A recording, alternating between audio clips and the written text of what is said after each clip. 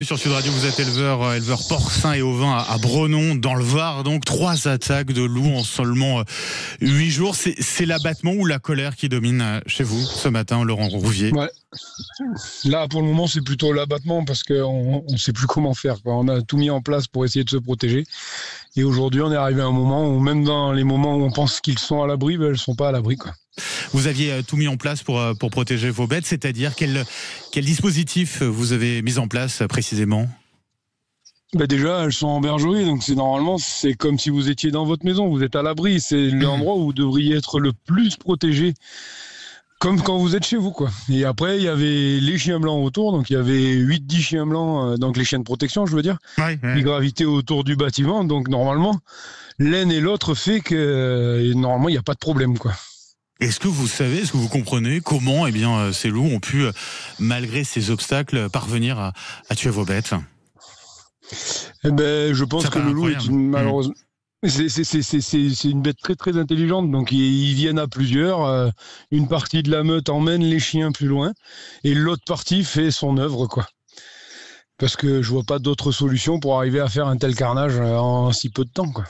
Un carnage, vous avez perdu combien de bêtes dans ces 3 attaques? Là, on est aux alentours de 120-130 animaux.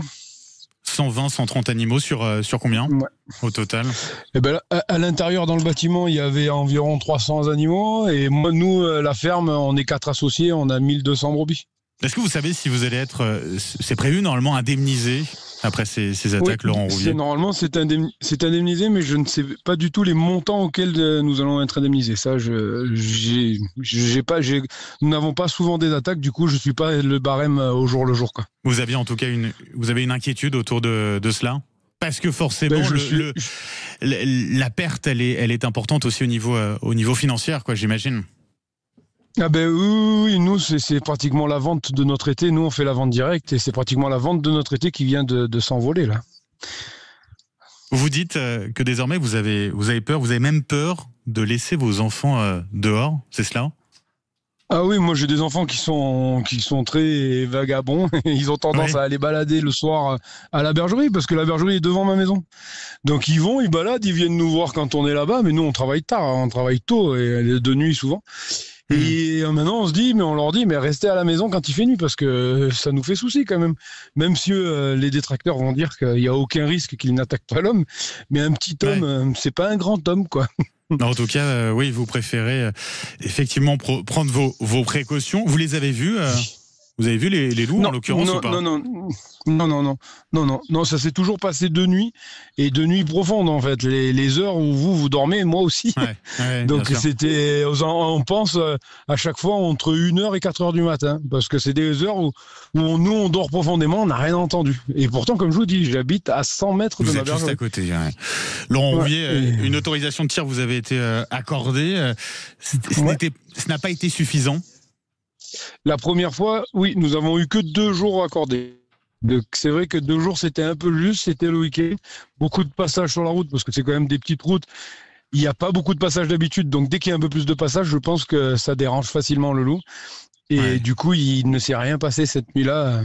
Pendant 2 nuits où l'autorisation de tir avait été accordée, il ne s'est rien passé.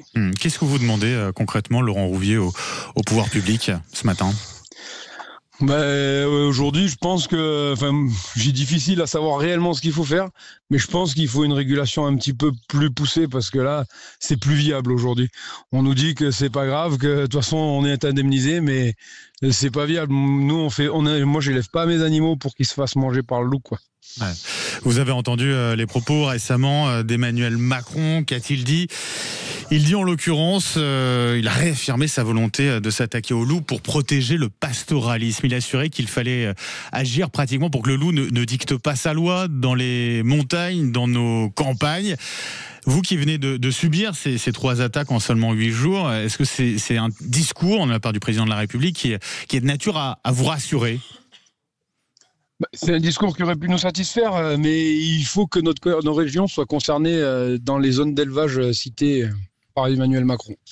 On n'est pas sûr d'être dans ces réelles régions d'élevage. Et vous demandez à l'être, j'imagine forcément, Laurent Rouvier. Ah oui.